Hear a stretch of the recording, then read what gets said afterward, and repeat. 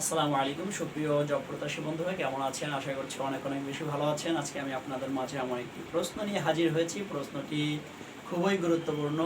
Recent ব্যাংকে এসেছে, অর্থাৎ গত শুক্রবারে অনুষ্ঠিত ব্যাংকের অফিসার জেনারেল পদে এসেছে। এছাড়াও প্রশ্নটি অনেক জব পরীক্ষাতেও এসেছে।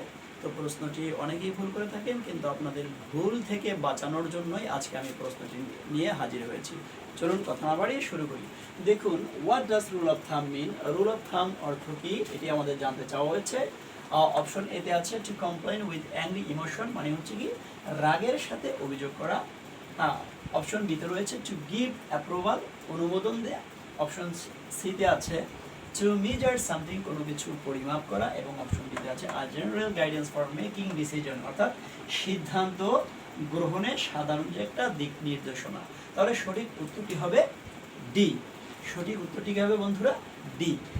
উদাহরণস্বরূপ আমরা বলতে পারি, as a rule of thumb we should water the garden once a week, অর্থাৎ সাধারণ নিয়ম অনুসারে, সাধারণ নীতি অনুসারে আমরা বাগানে সপ্তাহে একবার পানি দিতে পারি বা পানি দেওয়া উচিত।